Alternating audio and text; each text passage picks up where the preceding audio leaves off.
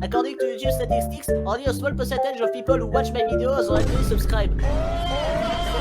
So, if you end up liking this video, consider subscribing. It's free, and you can always unsubscribe. Enjoy the video! My friends, we shall declare that Nixon is able to legislate for his own people on every question. As President of the United States, I was present at the first Pan-American Congress in Washington, D.C.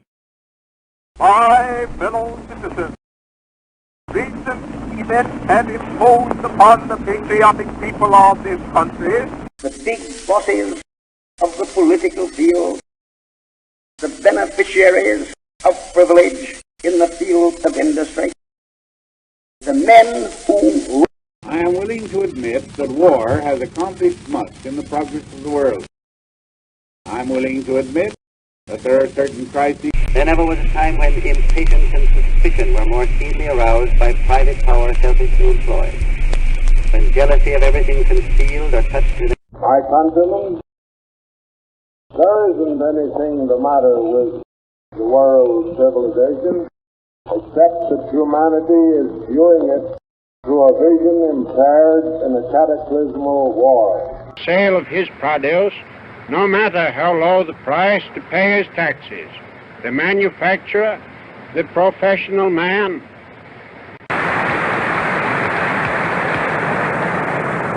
Thus can opportunity and the spiritual future today, December 7th, 1941, a date which will live in infamy. City, whose industries feed the Japanese war machine.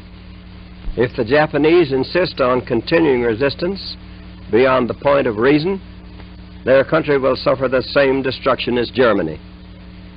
Our blows will destroy their whole modern industrial plant and organization. I do not know whether the rest of you in this audience have been able to make that same tour. But it is like nothing else so much, in my mind, as the radar room in a big battleship or some other complex thing that really is entirely beyond my comprehension. Its conquest deserves the best of all mankind. We choose to go to the moon. We choose to go to the moon.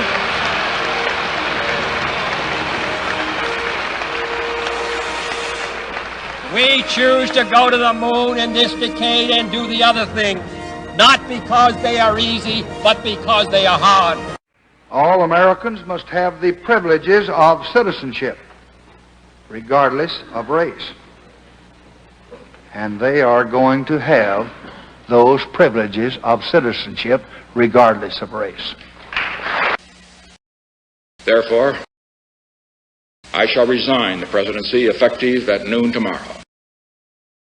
Vice President Ford will be sworn in as president at that hour in this office. No Soviet domination of Eastern Europe, and there never will be under a Ford administration.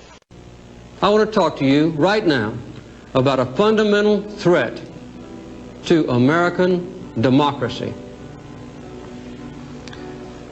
I do not mean our political and civil liberties.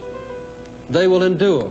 I have to interrupt right here and tell you that in one of my visits, I won't name him, I don't want to embarrass him, but one of the heads of state that I met with on this visit, he gave me one while I was on the way. Told me the story about the two fellows in the Soviet Union who were walking down the street, and the one of them says, "Have we really achieved full communism? Is this it? Is this now full communism?" And the other one said, "Oh, hell no, things are going to get a lot worse." Today, tomorrow, and into the next century, our nation is the enduring dream of every immigrant who ever set foot on these shores and the millions still struggling to be free. This nation, this idea called America, was and always will be a new world. I will never forget the parents of children with autism and other serious conditions who told me on the campaign trail that they couldn't afford health care and couldn't qualify their children for Medicaid unless they quit work and starved or got a divorce. There's an old saying in Tennessee, I know it's in Texas, probably in Tennessee, that says, "Fool me once, shame on you." The world that the United States has conducted an operation that killed Osama bin Laden, the leader of Al-Qaeda, and a terrorist who's responsible for the murder of thousands of innocent men, women, and children. My original instinct was to pull out, and historically, I like following my instincts. But all my life, I've heard that decisions are much different when you sit behind the desk in the Oval Office. Today, we celebrate the triumph not of a candidate, but of a cause, the cause of democracy. The people, the will of the people has been heard, and the will of the people has been heeded.